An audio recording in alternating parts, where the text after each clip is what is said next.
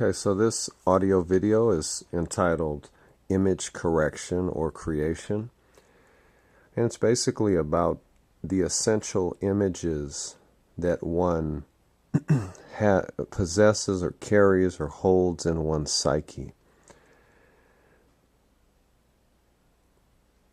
This whole process that I'm going to talk about has basically 7 kind of different principles, and I'm just going to touch on each of the principles of image correction and or of thought correction. It's kind of, they both go together. Two people, first I just want to say that 2 people that are really worth reading are Vernon Howard is one on thought correction. He's very good with that. And then another one is this book, Urban Shaman by Serge Kahili King. Really, a really good book. Probably, I think, the best book I've read on image correction. So that means correcting the images that you hold in your psyche about yourself, others, life, etc. So how does it basically work?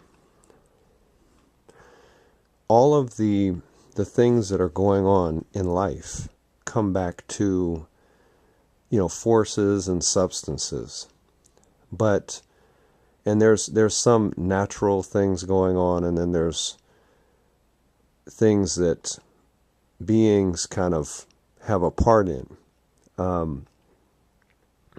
But from an individual standpoint, where our power kind of rests or resides is with our capacity of focusing. Now, you could look at that many different ways. The 3 ways I'm going to look at it is not from the standpoint of awareness, but from 2 kind of sides. One is, I'll get to attention later. That's one of the key principles. But in focusing, the question really is, what do you focus on? And you can break it into 3 categories. What do you focus on mentally? What do you focus on emotionally? What do you focus on physically? Then the next question after focusing is, what is the frequency? So there's all kinds of frequencies in life. What are the frequencies of your mental focuses? What are the frequencies of your emotional focuses? Or the frequencies of your sensory or your physical focuses? Then there's the question of resonance. What do these focuses resonate with? Is there a resonance? What are they resonating with? What are you resonating with in your thoughts, emotions, and your actions?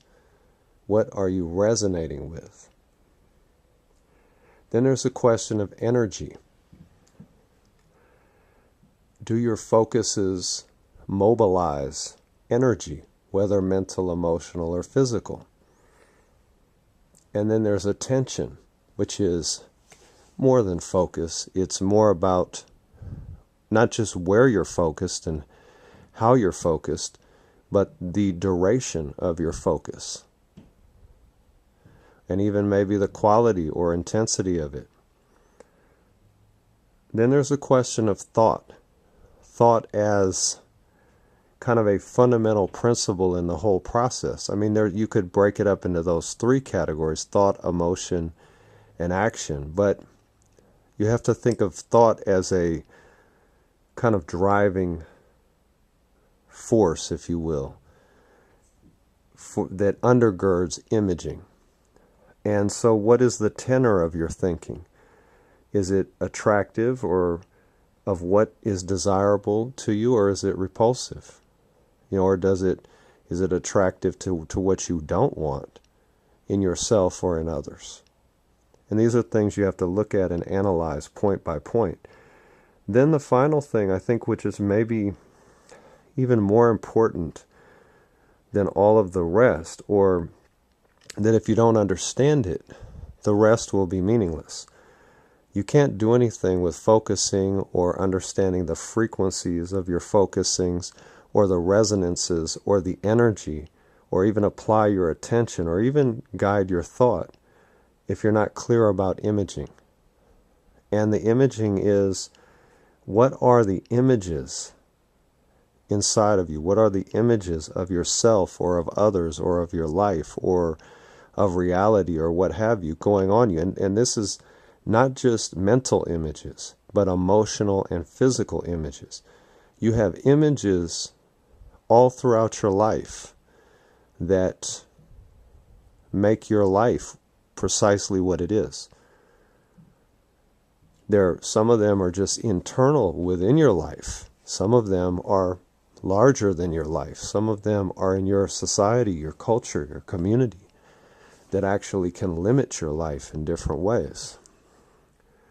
So, imaging.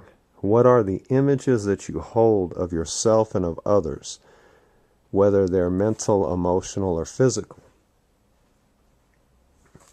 And